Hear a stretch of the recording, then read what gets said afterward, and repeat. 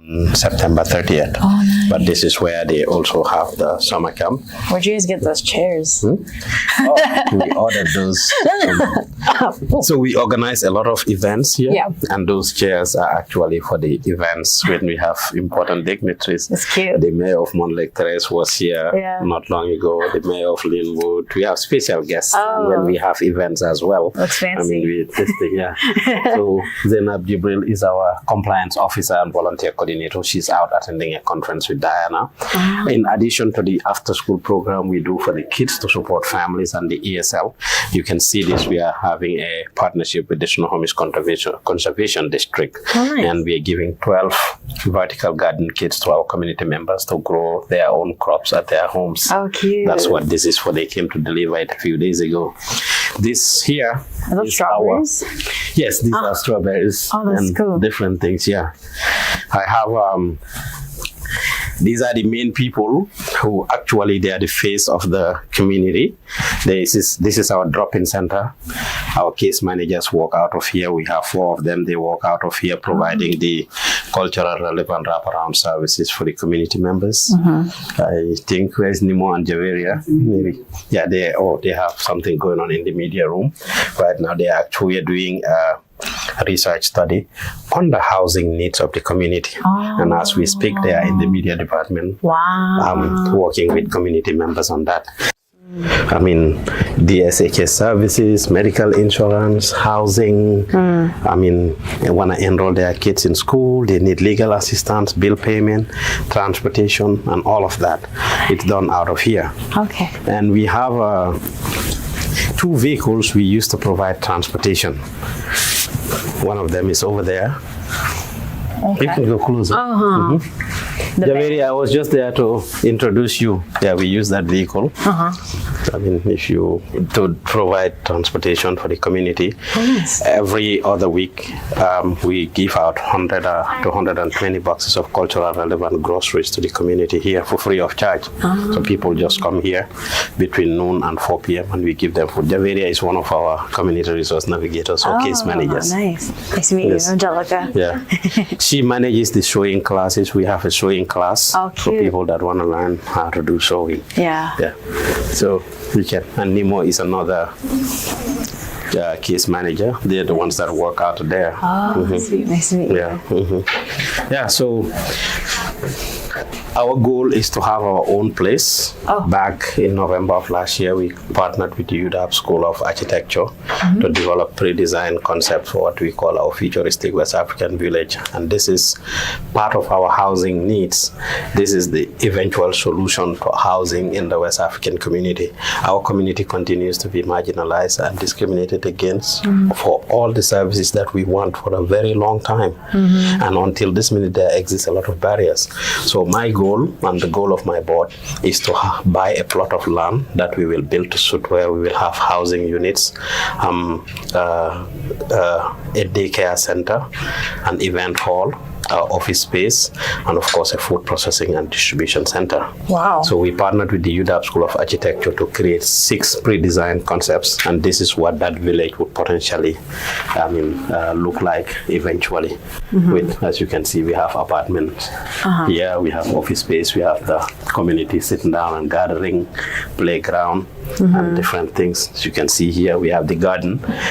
Now, as we speak, we have a garden at the Point of Grace Lutheran Church in Makoltio, a community garden where we are growing crops in addition to this vertical garden project. Wow. So we do a lot of outreach and advocacy in our local languages because our languages are only spoken and not written. It makes it much harder for our community members to communicate and understand messages. So we have a partnership with different government departments from county, city, and state level, during which we educate the community on health issues. Yeah.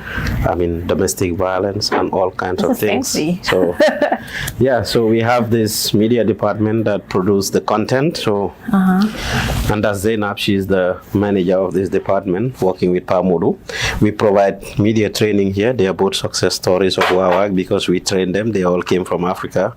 We helped them to train here and eventually hired them, and they started working here. Literally almost almost 90 to 95% of people who work here started as volunteers. Or they were trained here. Yeah. And then eventually, when the opportunity came, we hired them to start working in their various departments. Yeah. Okay. Sweet. What does the media department do? Like, what are they in charge of? They create and distribute all the outreach materials that we distribute to the community in the 10 most spoken West African languages. For example, open enrollment is coming for medical insurance from November 15 to January 15. They'll create outreach materials in the 10 most spoken languages that will be distributed through social and ethnic media, including WhatsApp. I mean, we work during COVID. We create over 100 different materials, participated and organized over 30 different vaccine clinics, which led to over 5,000 West Africans being vaccinated, all created and facilitated by this department. They go out to a lot of events regularly. I mean, just last weekend was the fair on 44th. They were there doing outreach. We go to a lot of community events and we organize our own events. They facilitate all of that. They run our monthly newsletter. I'm not sure if you are subscribed to it. If not, you can connect with me now and get that going. They also run our social media pages. If you see anything on our social media, they are the ones responsible for it. Wow, that's cool. It sounds like the community relies on you guys a lot then for the communications. Yes. Wow, that's a lot. Yeah. Cool. Sweet. Well, I'm sorry, I'm not used to Act like he's not here. Act like you're not seeing. Yeah, you're right. So, well, I wanted to talk to you because I heard about Sutura housing just online. I think I just saw it somewhere, and then I've never heard of the project before and don't really know what it entails. So I was kind of wondering if I could get more info on what is that program? So Sutura. Sutura is a local word used across multiple West African tribes, and it means total confidentiality. We came up with the project back in 2023 when we were applying for a grant with Snohomish County Human Services and the Department of Commerce. And it is our holistic approach of providing housing for our communities, culturally relevant housing and wraparound services to our community members. It has been one of our most successful programs that we have used to touch the lives of our people, newly arrived migrants especially, victims of domestic violence, moms, and of course those community members that are struggling with housing in the state, but more especially here in Snohomish County. Part of it, and the biggest component of it, is our master leasing program. Currently, the Washington West African Center has contracts with about 4 different apartment complexes here in Linwood, where we house about 30 community members, and it's transitional housing. They come and go. Most of the newly arrived migrants that come here that don't have families, don't know anybody, find themselves in these precarious situations where they need housing first. As late as 2 days ago, I received a call from the Northwest Immigrant Rights Project in which one of the attorneys is asking us because a community member who came here through the southern border is currently detained by ICE. In order to release him, he needs a place to stay. For people like that, he has no family or friends here. Sutura accommodates people like that. Wow. We're working with them to see how we can receive the person eventually. It's people like that we support, that newly come to the country without anywhere to stay. We have a lot of women that are going through domestic violence, and they stay in abusive relationships because they do not have a place to stay. But with the coming of Sutura and our master leasing program, they are able to actually make the tough decision of walking away from their perpetrators to come and have a safe space where they can start a new life. Sutura is also helping, with that.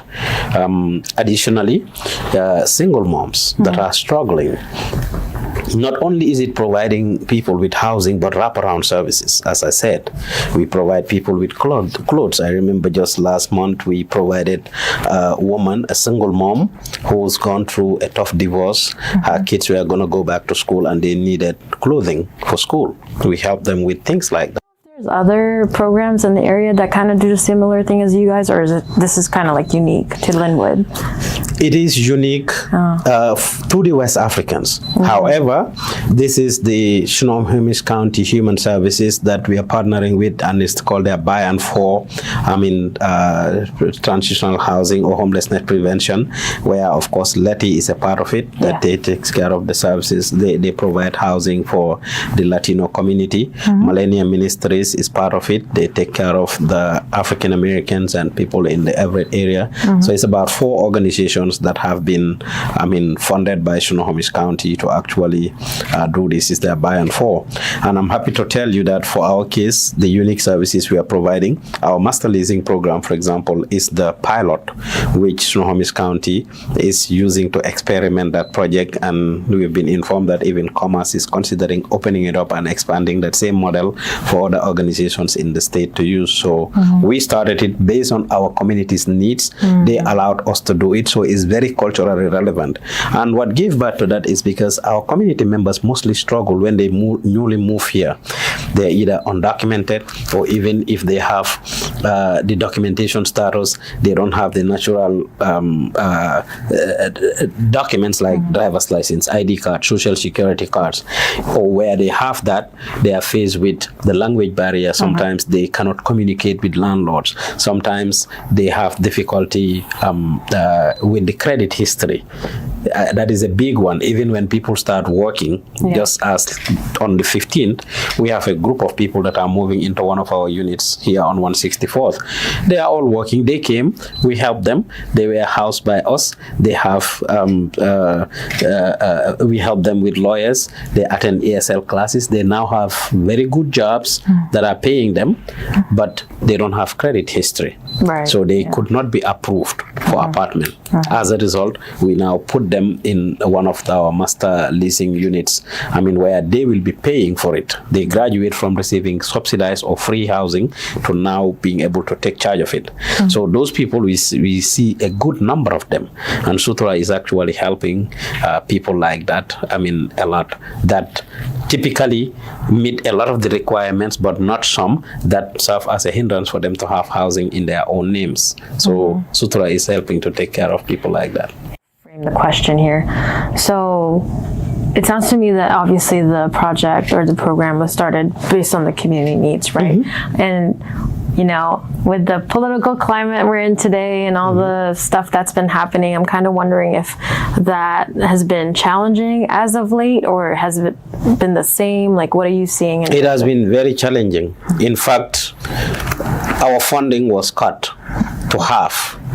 Our first year of having the funding was about $500,000 for the year, and now it has actually been cut to $229,000.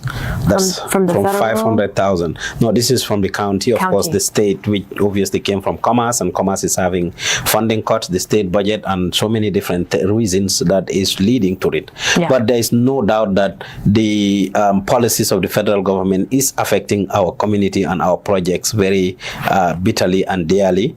Whether it's Sutura or all other projects. Just as of June of this year, I lost like over 50% of my funding.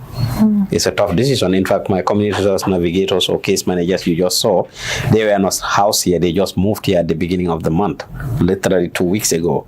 They used to have an office space that was more private, more open, more private, for the community, more space and total confidentiality there.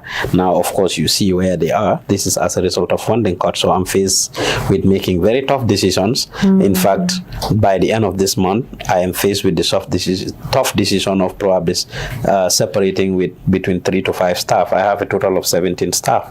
I am faced with the tough decision of separating with between 3 to 5 staff, most likely, unless a miracle comes in. What are those positions that you're thinking of? Unless you haven't decided on. We haven't decided that yet. We are working, so for several months, we are working with different staff, giving them, criteria, reshaping the priorities of the organization, the future of the organization, and what it will be like. And each staff have been communicated through different memos, through verbal communications, and we are working on it. So we will eventually decide at the end of the month which positions we are keeping and which ones we are separating with. Okay. Wow. Yeah. That is tough.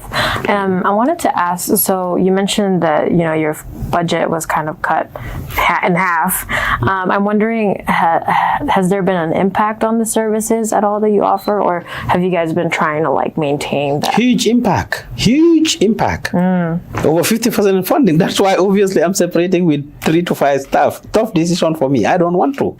These are people that have gone a long way, that are trained by the organization, that have been with us, that rely on this job to sustain themselves and their families, but also provide meaningful services to the community.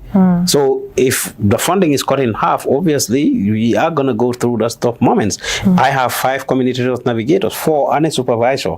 If I end up cutting 2 of those people, I'll be left with 3 people. So if they were providing services to 50 people, they may now be a month, they may be providing services to only 20 or 30 people a month. That's just the bottom line. Yeah. All the community events we've been organizing and participating in, if I were to cut somebody from the media department, if they were going to 10 events a month, a year, they may end up going to 5 events. All the things, we have food distribution every other week. We may end up having it once a month, and it's seriously considered. In fact, we have drastically cut down the amount of food we give to the community already.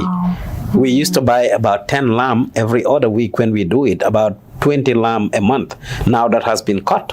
The funding cut has drastically affected our ability to provide these things. People came in, they have rental assistance, they are behind their rent for Sutura, and we help them to pay the balance of they owe 2,000 or 3,000, they owe a month or 2 behind. We pay for it. Now I can barely approve anybody for up to $1,000 in rent payment. Where do they turn to then, right? There is no other place for the most part. Yeah. So it's definitely going to end up being homeless. In fact, just this morning, I was on the phone with my driver, and he reminded me about a community member with the Sutura project. We left one of the apartments in June because the funding was ending, and we were going to renew it for another 2 years without knowing, because there was no executed contract. We could not keep some of the apartments. So that particular apartment was one of those that were affected. Guess what? We had a woman that moved in there, that was pregnant, who delivered her baby and stayed there with the baby for 3 months. And in June, at the end of May, we had to give up that apartment. We now took new ones back because the contract has been renewed. But we had to give up the apartment then. This woman was forced to go into a shelter in Bellevue. That's far. Yes. We had to take an Uber for her, and all her stuff that we bought for her through Sutura, a bed for herself, a crib for the baby, and some clothes and stuff, everything we had to put together and put in our storage. And just this morning, the driver called to tell me that we still have this woman's stuff in the storage. She's still in the shelter and does not have a place to go. June, July, August, September, she's still at a shelter. All her stuff is in our storage here in Linwood. So services are definitely already affected. I am talking a lot about the master leasing program, but that is not all. Sutura also has a component where we help people in their natural homes, people that are behind on their rents that need to pay. The apartment complexes, we work very closely with a lot of apartments here where our community members are staying, and people that stay in their natural homes and are struggling either because they lost their job, they are sick, they have some difficulties, or they have a natural disaster. So that's also part of the Sutura project, and we have helped so many people. Just last month, we had 58 people apply for housing through us last month, and we were not able to help more than 30% of those people, and not even for the full amount. Wow. So I wanted to backtrack a little bit. You had mentioned that the Sutura housing project started in like 2023, right? I'm kind of wondering if you saw, I know it's like 2 years now, right? Yeah. If you saw like an increasing trend of the amount of people like applying and asking for help, has it just been going up? Yes, it's been going up more and more and more by the day. Prior to us having our own contract, we were still providing housing through referrals, of course. We were working with 211. We still do work with them. They refer a lot of people to us now since we have our own contract. But back then, we do a lot of referral to 211, VOA, some of the partner organizations here that we are providing housing. And since we started providing our own, it continues to increase, especially through the word of mouth and through the experience that we are having and the outreach we are creating in the culturally relevant languages. Everything we do is informed by needs assessment surveys and research studies we have done. Since 2021, we've been doing we have a strong partnership with UW, different schools at UW. And in 2021, we did a needs assessment survey with the e-marketing students of UW Bethel who actually, gathered the community needs, and we continue to do a lot of them. And now, as we speak, I'm happy to inform you that we are doing, in fact, that's what this was for. We are having a research study on the housing needs of the community. They were doing it here, and because of my interview with you, they now moved to my office. So we trade in. Hopefully, you can talk to Nariman right after we are done about, the research study and what she's finding so far. Maybe that will be helpful. What our community telling her, she's doing this. We want to make sure that we have data to back this up. A lot of times, the work we did, we interact with the community. Our people are hesitant based on our immigration status, based on stuff to provide information, because we believe every data or every information we give out, especially to organizations like us or to government, is going to be used. It will affect us. It will be used as a public charge. So as a result, people were hesitant. But with the coming of the conversations we are having with them and the assurances we are giving them, they are trusting us. So that's why we are doing the research study to actually have something that authenticates what we are claiming is the needs, housing needs of the community. When did you guys start the? Wow, this sounds like a cool project. What was I going to ask? I was going to ask, where do you see the future of the Sutura housing project going? Like, what plans do you guys have in the future for the it? ultimate plan? The futuristic West African village project. The futuristic West African village that I told you. It's our goal for the next 3 to 5 years to buy a plot of land that we will build to suit, where we will have these apartment units that we can provide affordable housing for our community members, that we will rent them these units at a cheap price, or for those that cannot, we will give it to them. Transitional housing. As we speak, we have a blind woman from West Africa that is staying in one of our units. This is not why she came here. She came here, she wasn't blind, she was okay. It's something that caught up with her with time. She cannot work, she cannot do a lot of things, and she needs a place to stay. Because of her immigration status, she does not qualify for any federal or state benefits. Really? And she is blind. Oh man. Are we going to abandon that person? No, that's why she's in one of our Sutura, housing units. So it's people like that, lives like that, that we actually touch.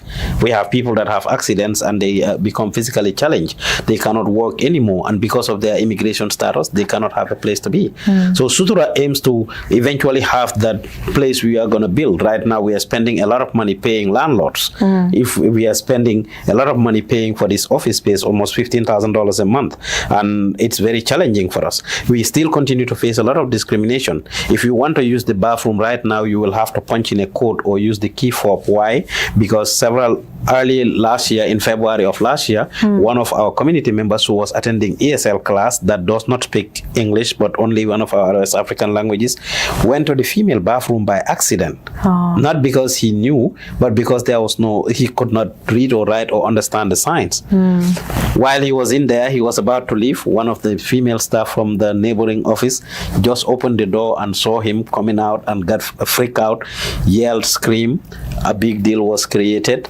The police was called. Linwood PD was called on us here. While the kids were having their after-school program, the kids were terrified and freaking out when they saw the police. They ran to me. I was in my office. They ran to me to tell me about it. When they smelled marijuana in these bathrooms, they claimed it was us. When the dumpster gets super full, they say it is us. When our staff and community members go to the bathroom to do wudu, to pray, because most of us are Muslims, they say we are taking showers and bath in the bathroom. So there is the place, even though we have this seemingly cool place, we are still battling with a lot of discrimination to provide the services for our community members. So the ultimate goal is to have our one-stop hub, that we will buy the land, build it to suit, and of course have the daycare, the event space, the office space, the housing units, the food processing and distribution center, as well as the shopping mall. That sounds like a fun place. Yes, one-stop hub. It's comprehensive too, right? Have you guys been looking at land, or like where is it at right now? Yes, we have made several progress. Okay. Again, over the past 3 years, we've been applying for funding, and they're like, "Oh, you need a shovel-ready project. You need a shovel-ready project." What does that mean? Exactly. I have to ask and dig deeper. Okay, you need to be ready to break ground for us to give you funding. Oh, okay. I said, okay. How do we do that if you don't give us funding? We started conversations, which is what led to our partnership with the UW School of Architecture for them to do the pre-designed concepts, which could have cost us up to $150,000. We have students that created the studio that did these pre-designed concepts. After that, we started looking for land. We worked with an agent, and we have identified about 10 different plots of land between Everett and Linwood area, ranging from two acres to about 5 acres, and would cost about $12 million, up between $3 to $12 million. So we've done a lot of research. We've identified land. We have been inviting the leadership, the mayors of the different cities, mayor of Linwood, Everett, Macoltia, Montlake Terrace, they've all been here to talk to them. We had several lawmakers that we talked to. We are applying for funding through philanthropic organizations like Inatai and different philanthropic organizations. We are working with the state. We would like the state to actually fund this. And we have been in touch with our state representatives, especially the ones responsible for our area here, Linwood and Everett. And in principle, we look forward to having them sponsor the bill that would actually end up helping us to buy the land and kickstart the project. And we are having a lot of goodwill and interest in it. So we are hoping in the next, by 6 months, we would be able to purchase the land. In the next 6 months or 1 year, we would at least be able to get the land issue out of the way. And we will now be looking at money to build the structures of the different departments. So we are looking for partnerships. Yeah, it sounds like you got it handled though. How do you keep track with all this? Is it just you? This is what I do every day. My goal and mission is to provide services to my community, to work for my people. And it may suffice you to know how this whole thing started. I live in the US for 22 years this year, 18 years. I only became a US citizen in 2022. Prior to that, I have changed work permits over 10 times. Employment authorization, EAD cards, I've changed it over 10 times. So I've dealt with the immigration system and I knew it.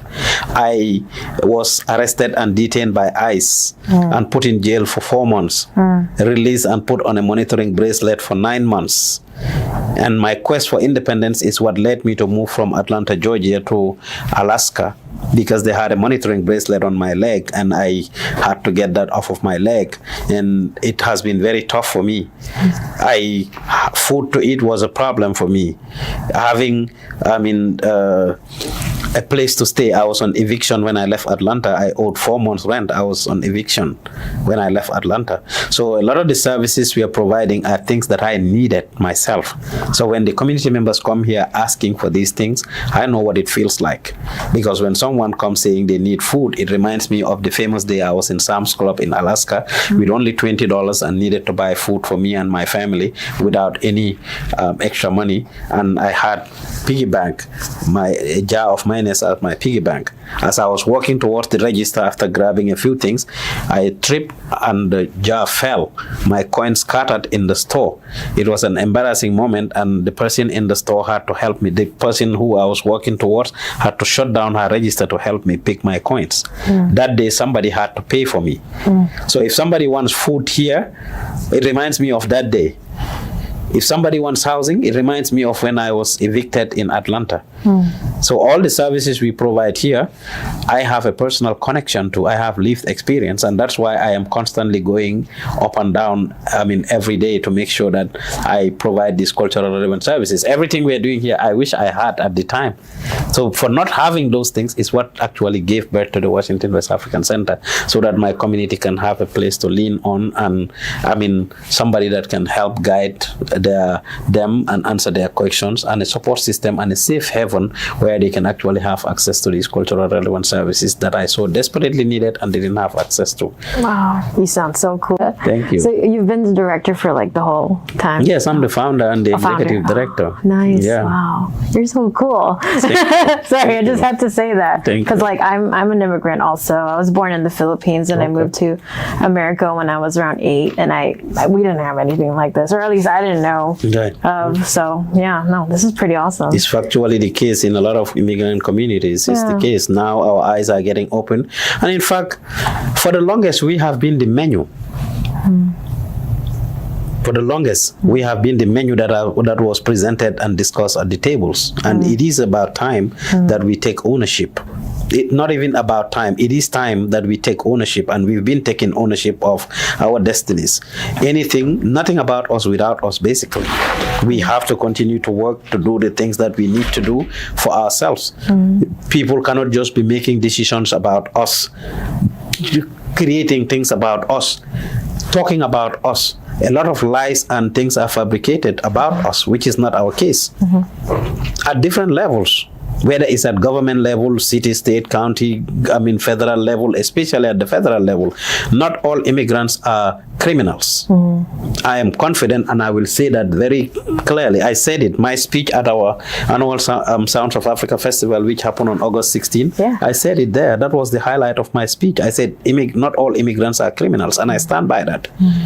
We are very law-abiding people. We live here, we work here, we pay taxes. The systems that are created is actually what is continuing to criminalize us, that make us, put us in very vulnerable situations that, sometimes force us to do things that we are termed as criminals.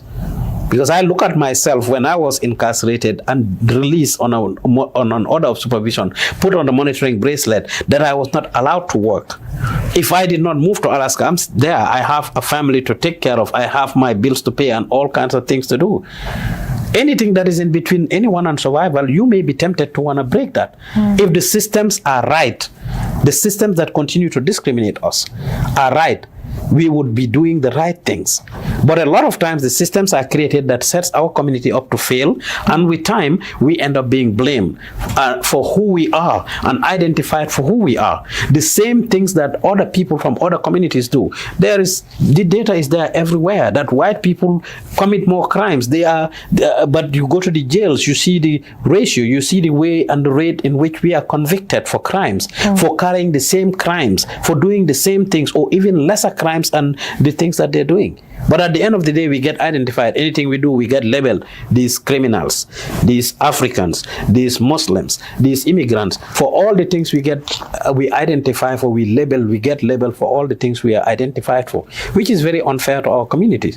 So the system is broken and it needs to be fixed, and that can only happen by us sitting at the table. And that is why for us here, we are sitting at a lot of tables. Whether we are invited or not, we go. But we get invited to a lot of tables. That's why we bring bring the lawmakers here. That's why we are trying to get our community members to get into politics and, have a voice at the seat where decisions are made. That is why we consult with institutions. I'm sitting on a lot of boards right now at city, state, and county level, where I champion racial equity. And I'm unapologetic to say that I'm a Muslim, I'm an African, I'm a Wolof, I'm a Gambian, all the things that I identify as. I'm unapologetic about it. And anybody who doesn't want it, shock it and deal with it.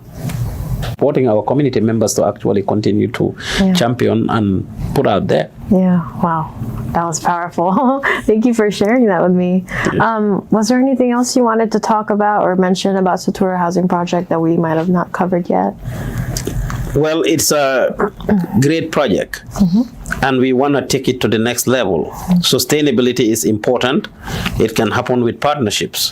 So if anybody is out there that wants to partner with us, we will be happy to.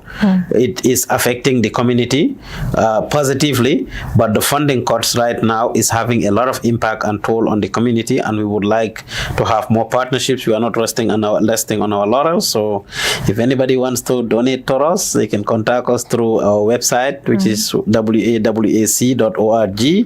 They can contact us through our phone numbers, and we'll be happy to receive any type of donation. They can just share, the word.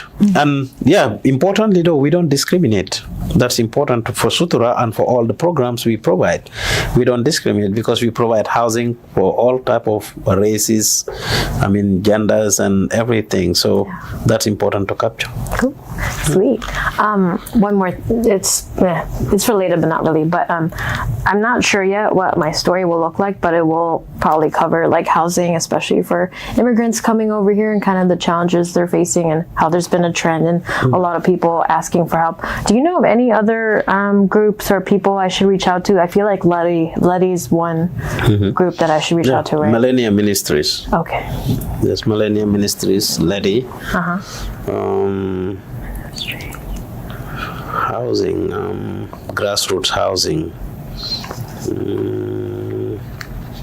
Maybe we can ask Momodu or my community trust navigators. If you don't have an answer right now, it's okay. Yes, Momodu or my community. But at least Millennium Ministries, I know they are beneficiaries of the same grant that we have. Okay.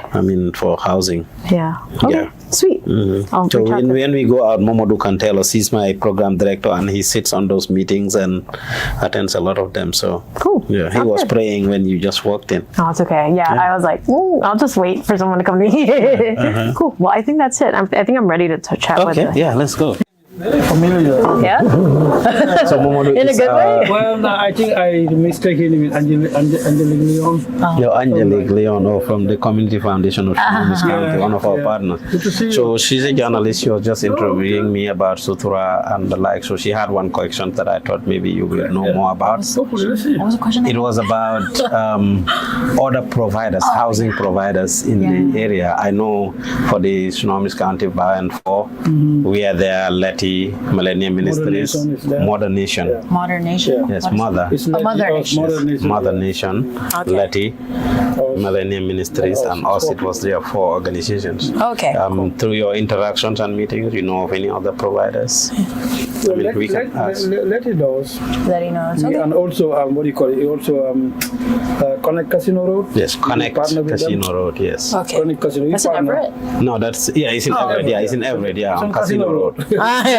On Evergreen and Casino The Road. name of the street. So they also provide housing services. Okay. Yes. And we do refab clearance for each other sometimes. So, Yes. so yeah, they do. Momodu is the supervisor of the Sutura project and does a lot of work around it. If you have further questions. And if you talk to one of the staff, one of the drop center staff, Javarius has a whole long list of partners that provide housing services. Oh, okay. That's why I compiled that list. Maybe she can talk to you about it. Okay. Sweet. Thank you so much. Good to see you.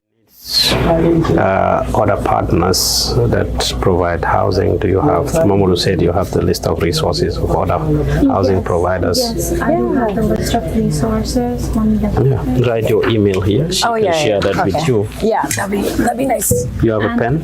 I have a pen. Okay, So I do have both my research on King County and Snohomish County as well. Do you want for both counties? Maybe just Snohomish County. Snohomish County, okay. Okay, give me a second. Wait, I don't know my email. Oh, okay. If not, she can correct it from Noel. If not, you can just email Teresa. Okay, I think this is mine. So, do you want me to like, because I have like did my research and make a whole document. Oh. So do you want me to forward the whole document? Whatever's easier for you. I do have resources for housing as well as homelessness prevention, things like that. Yeah, that'd be nice. Okay. Yeah, sweet. I can send it to you. Thank you. Sweet. And if it doesn't work, let me know. Okay. Email you. Sweet. Okay, now we can talk. This is good. Public health program. Okay. Specifically the Department of Global Health. Public health. Okay, global health. And then, well, I think you might have mentioned this already, but how did you come up with this topic? You said you were a volunteer here, right? Yeah, so I'm a volunteer. Okay. technically. Yeah. Not on the payroll.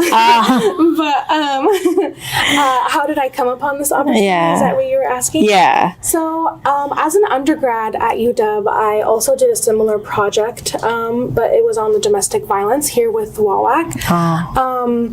So that's how I kind of was introduced to the organization, and I, immediately was very inspired by all the work that we do here. I say we because really they've been so welcoming, and I really do feel like, my work so far has been a contribution, and I'm hoping that it will be something more, in that it will actually benefit and help community members. But long story short, they were always in the back of my mind, and when I came for this master's opportunity, part of the requirement for graduation is 160 hours minimum at an organization, where you're working on a project. And I've had a strong background in program evaluation. I've taken project management, and I really fell in love with it, right? Because what better way to understand if something's working than to talk to community members to find out, to ask, to make improvements. So that's kind of what brought me here. Yeah. Okay. And then, are you expected to finish this research like by the end of school year? Like, what's your timeline? Yeah. So I am more than halfway through. Okay. I would say probably end of October, probably early November. Just giving a little bit more room for the data collection period. As you know, life happens, and so not all participants can come at their scheduled time. So just allowing that leeway. And I'm also working on my thesis project with another organization. So just being mindful of balancing all that I have going on as a student. Wow. But yeah, it's pretty clear cut after I have the data. Just get to analyze it and share my findings, make a final report, presentation. So yeah. Oh, okay, sweet. And is Language has come up as one, for example. okay. So things like that. And like I said, the point of that is to say, okay, what can we do to alleviate that barrier? If it's language, can we have more interpreters on hand? So yeah, that's just kind of the general point. Yeah. Okay, sweet. Cool. And please feel free to, I'm in public health. I'm trying to kind of elaborate. So let me know if I'm going I am passionate about, my work too. So. You're making sense. There's not too much jargon there that I'm confused about. And if there was, I would probably like, what does that mean? Let's see. Was there anything else you wanted to talk about the study? I know it's in its early stages, but anything else you wanted to share that we might have not covered? I would say it's still a little bit early to give more information. May have actually spoken too much. It's fine. But I really appreciate you for asking. And again, I would be open to having another conversation maybe after data analysis. Yeah. Okay. Sweet. Well, I think that's it. Just wanna make sure you're a master's student in UW, public health, specifically global health. Yes. Sweet. And then before we end this, can I have the spelling of your name, please? Of course. Okay, what is it? So N as in Nancy, ARIMAN, Last name Elsha, E-L-S-H-A. S-H-A. Wait, sorry. okay. E-L-S-H-A. M-M-A. M-M-A. Like that? Naiman Elsha. Yes. Okay, sweet. And I'm sorry, can you please remind me of your name? Yeah, Angelica Relente. Okay. Yeah. I'm sorry, I didn't get your last name. Relente. Relente. Yeah, Okay. no, you're good. It's a pleasure to Yeah, if because Sutura is a lot, obviously, but I think I'm going to reach out to like Letty as well and other groups because it sounds to me that they also have like something similar going on. Yeah, I think it would be great to have that conversation with a few organizations. Because, not everyone provides the same services or does the same things. Yeah, so I'm like, okay, I'm learning so much about this one. I wonder what like the other groups are. Well, this sounds really interesting. Yeah. I would really love to be updated with your stories. So Yeah, please, thank you. It was so nice to meet you. Yeah, you too. Yeah. It was a